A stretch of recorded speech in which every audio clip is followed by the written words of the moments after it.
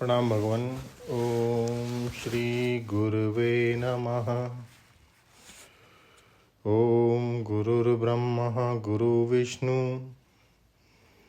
गुरुर्देवो महेश्वरः गुरुः साक्षात् परं ब्रह्म तस्मै श्री गुरुवे नमः। ओम शांति शांति शांति। ओम ब्रह्म ज्ञान और उसकी साधना द्वारा स्वामी अखंडानंद सरस्वती जी महाराज द्वारा भगवान। ओम स्वामी जी अवेदितव्य सती अपरोक्षत्व की व्याख्या कर रहे थे। स्वामी जी कहते हैं जो वेद्य नहीं है परंतु अपरोक्ष है वह ज्ञान है।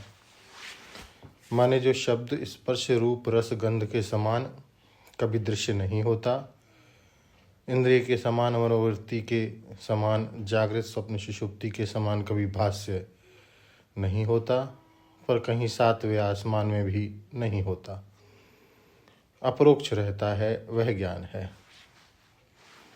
वेद्य नहीं है माने प्रत्यक्ष भी नहीं है, और अपरोक्ष है माने परोक्ष भी नहीं है। तो यह चीज क्या होगी? वह चीज ना तो जगत होगी और ना ईश्वर।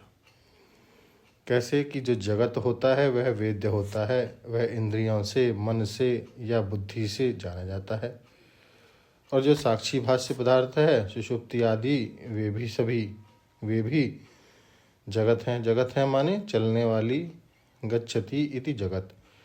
सुषुप्ति भी आती जाती है, अतः जगत है।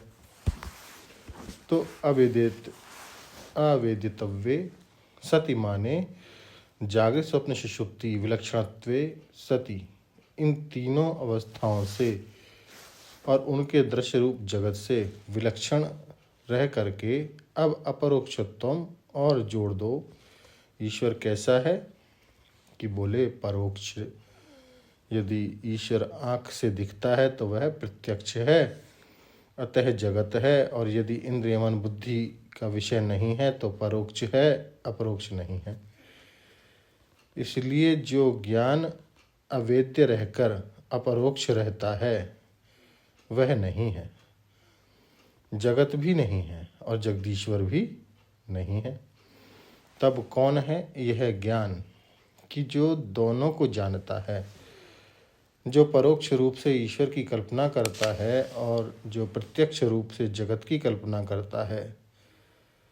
जो इस कल्पना का प्रकाशक है वही ज्ञान है। जब तक अविद्या है माने जब तक प्रकाशक अपने को ब्रह्म रूप से नहीं जानता, तब तक यह ज्ञान वेद्य जगत को भी सत्य जानता है और परोक्षत्वेन कल्पित ईश्वर को भी सत्य जानता है।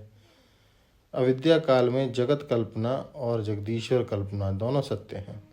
अविद्या काल में माने स्वजीवत्व काल में, अर्थात जब तक तुम अपने सच्चे स्वरूप को न जान करके अपने को जीव जानते हो, तब तक जगत सत्य है और परोक्ष ईश्वर सत्य है। और जब अपने को ब्रह्म जान गए तब कल्पना का अस्तित्व ही बैठ गया, भान नहीं मिटा, अस्तित्व मिटा। इसलिए व्यवहारिक जगत भी है और व्यवहारिक ईश्वर भी है, प्रातिभाषिक जगत भी है, प्रातिभाषिक ईश्वर भी है, परंतु परमार्थ ज्ञान स्वरूप न वेद्य है, न प्रत्यक्ष है, न परोक्ष है, अपितु अपरोक्ष है। प्रश्न है कि सुषुप्ति अपरोक्ष है कि नहीं, कि परंतु वेद्य है। स्वप्न अपरोक्ष है कि नहीं है, परंतु वेद्य है।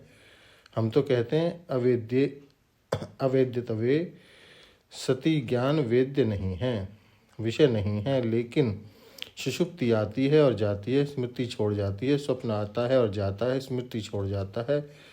जागृत आता है और जाता है, अपनी स्मृति छोड़ जाता है। जहाँ स्मृति विषयत्व है वह तो वेद्य ही है। उस स्मृति का भी साक्षी कौन है कि वही ज्ञानम तमस परम उच्यते। इसका अर्थ हुआ कि जागृत स्वप्न सुषुप्ति तमस का कार्य है और अपने स्वरूप के अज्ञान से ही अल्प जगत, सर्व जगत, अल्पज्ञ, सर्वज्ञ आदि सारी कल्पनाएं अपने स्वरूप में होती हैं, तथा तमस के वशीवर्ती होकर के हम उनको उनके साथ अपने को जोड़े हुए हैं। असल में अपना स्वरूप क्या है? बोले ज्ञानम। जागृत स्वप्न सुषुप्ति काल विशेष में आते हैं और जाते हैं। जागृत काल स्वप्न काल सुषुप्ति काल भी होता है। जागृत देश स्वप्न देश सुषुप्ति देश भी होता है और जागृत वस्तु स्वप्न वस्तु सुषुप्ति वस्तु भी होती है। परंतु एको देवः सर्वभूतेषु गूढ़ा सर्वव्यापी सर्वभूत अंतरात्मा कर्मध्यक्ष सर्वभूताधिवासा साक्षी चेता केवलो निर्गुणश्च। केवल है माने यह अद्वितीय भी है और निर्गुणश्च माने इसमें गुण गुणी भाव नहीं है। ऐसा ज्ञान ही परमात्मा का स्वरूप है। और अब आगे व्याख्या को बढ़ाएंगे अगले सत्संग में। ओम शांति ही शांति ही शांति। प्रणाम।